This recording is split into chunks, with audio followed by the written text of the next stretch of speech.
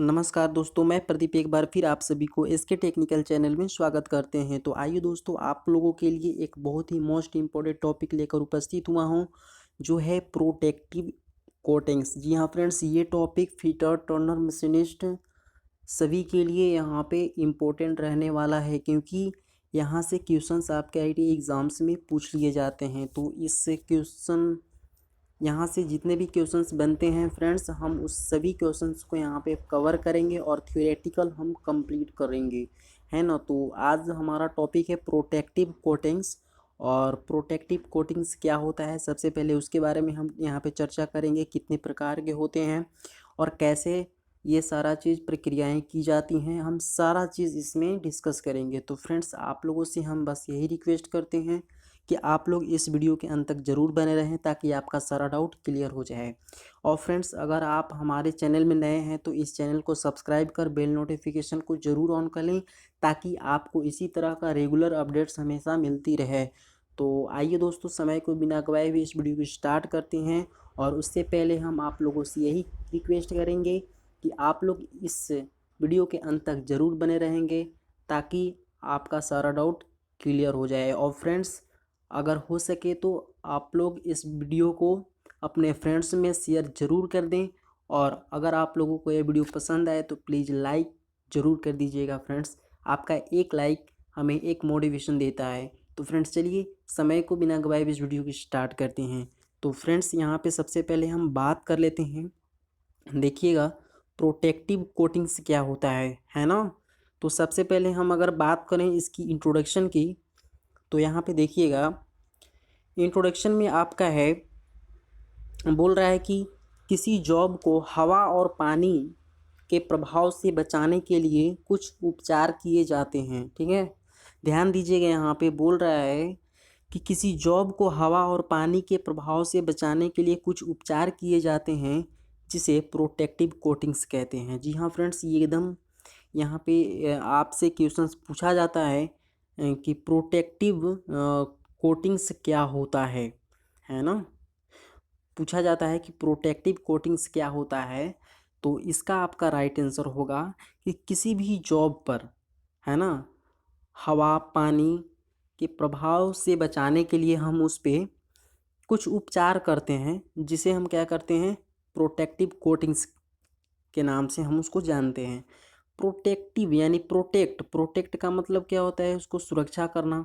Coatings मतलब उसकी किसी भी चीज़ की परत हम उस पर चढ़ा देते हैं, है ना। जैसे गैल्वेनाइजिंग करण होता है, जैसे प्लास्टिक की कोटिंग करते हैं, जैसे ऑयल ग्रीस वगैरह हम किसी भी मशीन के पार्ट्स पर हम देते हैं, ताकि वो जंग न लगे, है ना। या हम किसी भी मेटल पर हम पेंटिंग वगैरह कर देते हैं, पेंट करते हैं, जिससे उस पे जंग न लगे, है ना, यानी उसको जंग से बचाया जा सके। तो ये सारा चीज़ प्रक्रिया कैसे होती हैं, क्या होती हैं, हम इसमें डिस्कस करेंगे। तो सबसे पहले हमने फ्रेंड्स यहाँ पे जाना कि प्रोटेक्टिव कोटिंग्स क्या होता है। प्रोटेक्टिव कोटिंग्स होता है हमारा कि किसी भी जॉब को हवा और पानी के प्रभाव से बचाने की जो प्रक्रिया होती है, और उसे हम क्या कहते हैं, प्रोटेक्टिव कोटिंग्स कहते हैं, राइट। ठीक है, अगर हम नेक्स्ट बात करें तो प्रोटेक्टिव कोटिंग्स करने के बाद जॉब पर जंग नहीं लगता है, और इसके सरफेस देखने में भी सुंदर लगती है ना। अगर आपसे कोई क्वेश्चन करे कि हम प्रोटेक्टिव कोटिंग्स क्यों करते हैं, है ना, इसकी फ़ायदे क्या हैं, तो फ्रेंड्स सबसे मेन फंडा यहाँ पे ये आता है कि प्रोटेक्टिव कोटिंग्स करने से सबसे पहले हमारी जो धातु होती है उस पर जंग नहीं लगेगी। ठीक है, बात समझिएगा, जंग नहीं लगेगी। और हमारी जो मेटल है, मेटल की जो सतह होगी वो क्या होगी, चमकीली होगी। बात समझ में आ रहा है क्या, क्या होगी, चमकीली होगी। तो यहाँ पे हमारे ये फ़ायदे होते हैं। ठीक है, जंग नहीं लगता है, और हमारी जो सतह होती हैं धातु के, वो क्या हो जाते हैं, वो फिनिश हो जाते हैं और चमकीली भी हो जाते हैं। तो इसलिए हम यहाँ पे प्रोटेक्टिव कोटिंग्स करते हैं। ठीक है, नेक्स्ट है कि जौ पर प्रोटेक्टिव कोटिंग्स कई प्रकार से की जाती हैं, जो इससे प्रकार हैं। हम उसको आगे डिस्कस करेंगे कि क्या क्या प्रोटेक्टिव कोटिंग्स होते हैं, वो कितने प्रकार के होते हैं, और कैसे कैसे हम प्रोटेक्टिव कोटिंग्स को करते हैं, तो यहाँ पे हम डिस्कस करेंगे, ठीक है ना। तो सबसे पहले हम यहाँ पे देखते हैं, अगर हम टाइप्स की बात करें तो टाइप्स में हमारा जो कोटिंग्स होते हैं वो दो प्रकार के होते हैं, है ना। टाइप्स में अगर हम बात करें तो यहाँ पे जो प्रोटेक्टिव कोटिंग्स के टाइप्स होती है फ्रेंड्स, वो दो प्रकार की होती हैं। जो फर्स्ट होता है हमारा नॉन मेटेलिक कोटिंग होता है, और एक होता है मेटेलिक कोटिंग होता है ना।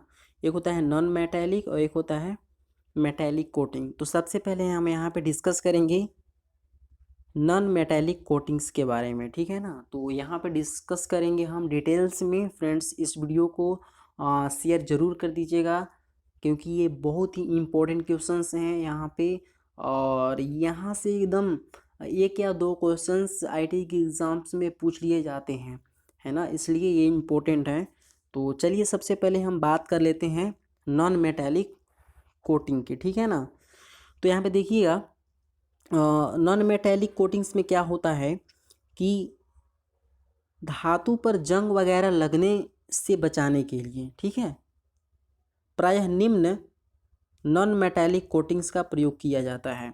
नॉन मेटेलिक कोटिंग का मतलब होता है कि उसमें कोई धातु का यूज़ नहीं किया जाता है, यानी वो नॉन मेटेलिक हो, है ना, उनमें कोई आयरन की मात्रा न हो, उनमें कोई धातु की मात्रा न पाई जाती हो, उसको हम बोलते हैं नॉन मेटेलिक कोटिंग्स, ठीक है। एक एक बात को समझिएगा। अब हम देख लेते हैं यहाँ पे जो क है आपका ऑयलिंग या ग्रीसिंग, है ना फ्रेंड्स, ये भी कोटिंग के अंतर्गत ही आता है। तो इसमें पूछा जाएगा कि ऑयलिंग और ग्रीसिंग किस कोटिंग के अंतर्गत आता है, तो आपका हो जाएगा यहाँ पे नॉन मेटेलिक कोटिंग, राइट, समझ में आ रहा है। हाँ, तो फ्रेंड्स यहाँ पे देखिएगा, ऑयलिंग ग्रीसिंग जो होता है आपका नॉन मेटेलिक कोटिंग्स के अंतर्गत आता है। इसका यूज़ हम लोग कहाँ करते हैं, तो धातु पर जंग वगैरह लगने से बचाने के लिए उन पर तेल या ग्रीस की अस्थायी कोटिंग कर दी जाती है। एक बात यहाँ पे ध्यान दीजिएगा, जो ऑयलिंग ग्रीसिंग हमारी जो कोटिंग होती है वो हमारा अस्थायी कोटिंग होती है ना, ये ख़त्म हो जाएगी कुछ समय के बाद, फिर हम उसके बाद पुनः लगाएंगे, है ना। तो इसकी एक क्या होती है, ड्यूरेशन भी होती है।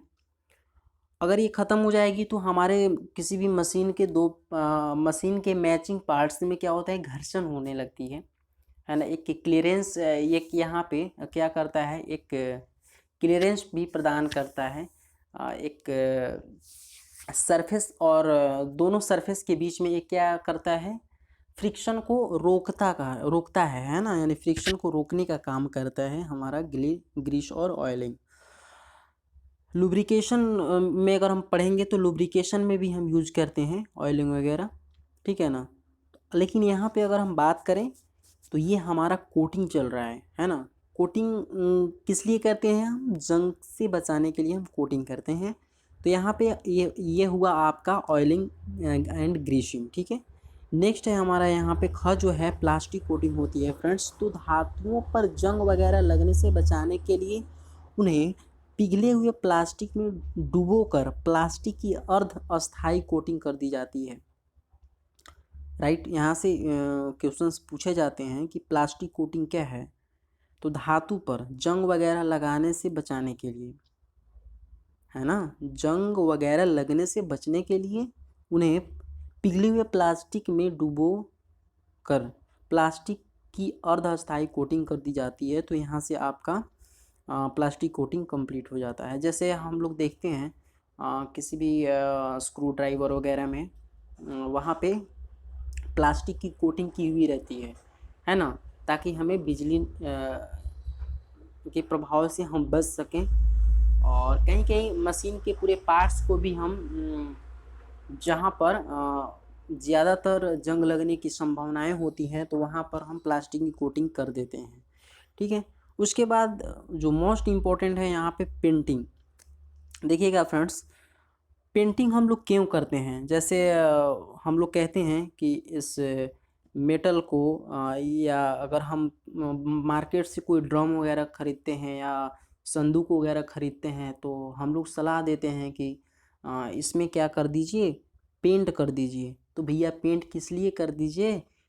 कोटिंग हम लोग कर रहे हैं ना, यानी जंग से बचाने के लिए हम उसमें पेंट कर देते हैं। तो हम लोग डिस्कस करते हैं कि जब पेंट कर दीजिएगा ना तो इसमें जंग नहीं लगेगा, है ना, इसलिए हम लोग क्या करते हैं, पेंटिंग करते हैं। तो ये तो सभी लोग जान रहे हैं कि पेंटिंग क्या होता है ना। तो पेंटिंग भी हमारा एक क्या होता है, एक नॉन मेटेलिक कोटिंग के अंतर्गत आता है, ठीक है ना। तो चलिए इसके बारे में डिस्कस कर लेते हैं। धातुओं पर जंग वगैरह लगने से बचाने के लिए उन पर एनिमल पेंट्स की अर्धअस्थायी कोटिंग कर दी जाती है। फ्रेंड्स यहाँ पे ध्यान दीजिएगा कि जितने भी हमारे नॉन मेटेलिक कोटिंग्स हैं वो सारा हमारा अर्ध अस्थायी कोटिंग के अंतर्गत आते हैं। जैसे कि हमने यहाँ पे बात किया ऑयलिंग एंड ग्रीसिंग का, तो फ्रेंड्स यहाँ पे ध्यान दीजिएगा, जो हमारा ऑयलिंग था, जो हमारा ग्रीसिंग था, उसके बाद हमारा प्लास्टिक कोटिंग था, पेंटिंग था, ये जितने भी हैं, है ना, ये जो आपके थ्री हुए ना यहाँ पे, ऑयलिंग, प्लास्टिक और पेंटिंग, ये सभी हमारा अर्ध अस्थाई के अंतर्गत आते हैं। यहाँ से क्वेश्चंस बनते हैं कि हमारे oiling, greasing, plastic coating, painting ये किस कोटिंग के अंतर्गत आते हैं? तो अर्ध अस्थाई कोटिंग के अंतर्गत आते हैं, जिसमें हमारा नॉन मेटेलिक कोटिंग होता है ना।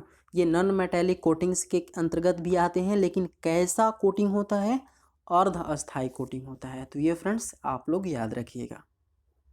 उसके बाद हम यहाँ पे बात कर लेते हैं, जो कि आपका है, यहाँ से क्वेश्चन पूछते हैं। दूसरा है हमारा मेटेलिक कोटिंग, है ना। नॉन मेटेलिक में हमने बात किया ऑयलिंग, ग्रीसिंग, उसके बाद प्लास्टिक कोटिंग, उसके बाद पेंटिंग।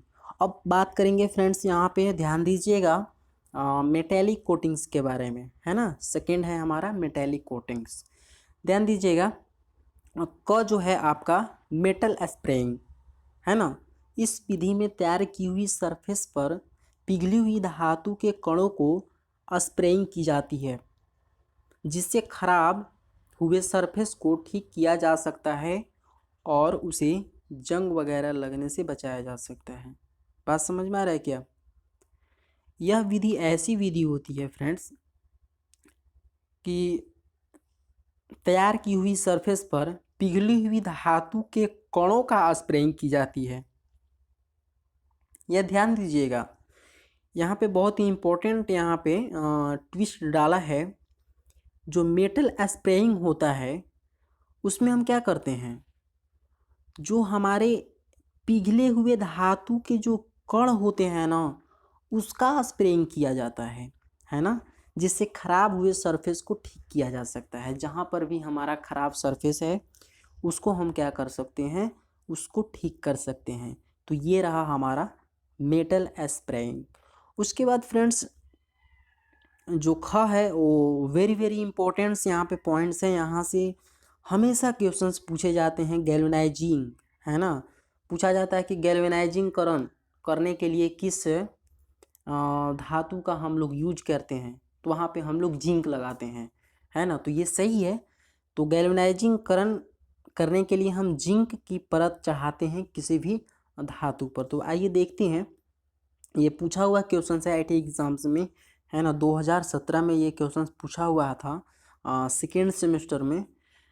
जैसे यहाँ पे हम बात कर लेते हैं गैल्वेनाइजिंग में, इस विधि में पिकलिंग के बाद, पिकलिंग का मतलब क्या होता है, पिकलिंग क्या होता है, जब कोटिंग करते हैं हम, तो कोटिंग करने से पहले उसको खुरदरापन थोड़ा सा हम बनाते हैं।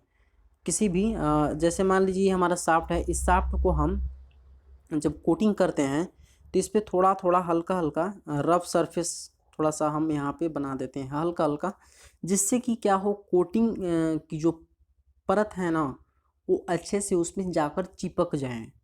इसलिए हम पिकलिंग कहते हैं, उसको बोलते हैं पिकलिंग, ठीक है। तो यहाँ पे बोल रहा है कि पिकलिंग के बाद, आप लोग पिकलिंग समझ गए ना क्या होता है। हाँ, पिकलिंग के बाद जॉब को पिघले हुए जिंक में डुबोया जाता है। जैसे मान लीजिए कोई टैंक है पिघला हुआ, है ना, जिंक के यहाँ पे लिक्विड है, और यहाँ पे हम क्या करते हैं कि पिघले हुए जिंक में हम उस धातु को इसमें डुबो देते हैं। डुबोने के बाद क्या होता है, उसके धातु की परत उस मेटल पे क्या हो जाती है, चिपक जाती है, ठीक है ना, फिर उस पे जंग नहीं लगेगा। तो ये प्रोसेस होती है यहाँ पे गैल्वेनाइजीकरण की, है ना। तो चलिए एक बार फिर से हम समझ लेते हैं। इस विधि में पिकलिंग के बाद जॉब को पिघले हुए जिंक में डुबोया जाता है, और यह विधि प्रायः बनावट संबंधित कार्य जैसे बोल्टो नट को जंग वगैरह लगने से बचाने के लिए प्रयोग किया जाता है। जैसे नट वगैरह हो गया, बोल्ट हो गया, ये सारे चीज़ जो चमकदार होते हैं, इस यहाँ पे सफ़ेद सफ़ेद कलर का चमकता है ना, चमकदार होता है ना, जिसमें जंग वगैरह लगने से बचाने के लिए हम कोटिंग करते हैं, वो क्या होता है, गैल्वेनाइजिंगकरण किया जाता है। यानी कि जिंक की परत हम उस पर चढ़ा देते हैं, जिससे हमारा जंग नहीं लगता है। तो ये यहाँ से बहुत ही इम्पोर्टेंट क्वेश्चन यहाँ से पूछा जाता है कि गैल्वेनाइजीकरण में किस धातु का हम यहाँ पे यूज करते हैं, है ना, किसकी परत चढ़ाते हैं, है ना, किसकी परत चढ़ाते हैं, तो जिंक की परत चढ़ाते हैं। किसकी परत चढ़ाते हैं, जिंक की परत चढ़ाते हैं, यानी जिसको बोलते हैं हम जस्ता। इसको आप लोग याद रखिएगा। नेक्स्ट है फ्रेंड्स, यहाँ पे देखिएगा, ध्यान दीजिएगा। नेक्स्ट है हमारा क्लैडिंग। क्लैडिंग विधि क्या होती है, कोटिंग का। यह विधि धातुओं की रोलिंग या ड्राइंग करके की जाती है ना, ड्राइंग करके की जाती है। यह विधि धातुओं की रोलिंग या ड्राइंग करके की जाती है, जिससे उन्हें जंग वगैरह लगने से बचाया जा सके, है ना। ड्राइंग का मतलब होता है कि धातु को फैला करके हम उस पर क्या कर देते हैं, क्लैडिंग ऑपरेशन कर देते हैं, जिससे हमारा जंग वगैरह नहीं लगता है, ठीक है। नेक्स्ट है हमारा क्रोमाइजिंग। फ्रेंड्स यहाँ पे ध्यान दीजिएगा, क्रोमाइजिंग जो होता है, इस विधि में धातु को जंग वगैरह लगने से बचाने के लिए क्रोमियम पाउडर का प्रयोग किया जाता है। ये वेरी वेरी इंपॉर्टेंट यहाँ पे क्वेश्चंस हैं फ्रेंड्स, यहाँ से पूछ लिए जाते हैं कि क्रोमाइजिंग जो होता है ना फ्रेंड्स,